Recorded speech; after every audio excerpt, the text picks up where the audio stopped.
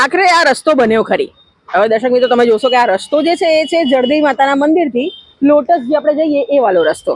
આખું વર્ષ તો આ રસ્તો આપણે પણ જાણીએ જ છે કે તૂટેલી હાલતમાં જ હતો, ખાડા હતા, રસ્તાની હાલત એટલી બધી ખરાબ હતી કે જે આપણે દરેક લોકો કઈ કઈને થાકી ગયા છતાં પણ રસ્તો ન બન્યો. પણ આખરે રસ્તો બન્યો.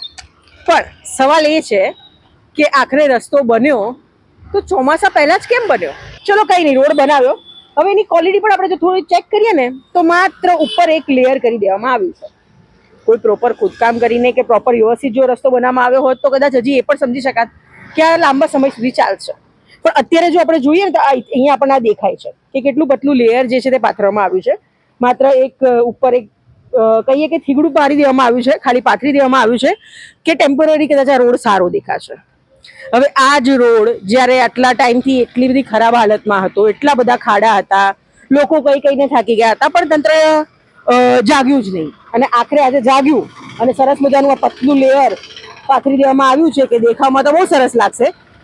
પણ આટલો પણ ખર્ચો ચોમાસા પહેલા જ કેમ કરવામાં આવ્યો? જોવા જઈએ તો હું તમને એક્ઝેક્ટ ટાઈમ અને સમય પણ બતાવું કે આ રસ્તો ક્યારે બનાવવામાં આવ્યો. તો 1 જૂન સાંજના લગભગ 7 વાગ્યાના આજુબાજુ આ રસ્તો બનાવવામાં આવ્યો. સાંજના સમય અહીંયા કામ ચાલુ હતું.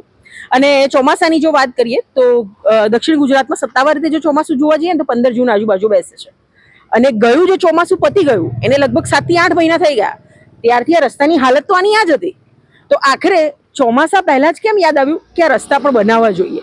સવાલ એ થાય છે કે હવે આ રસ્તો ક્યાં સુધી ચાલશે, યા તો ફિર આપણે આ રસ્તા પર ક્યાં સુધી વ્યવસ્થિત ચાલી શકશું?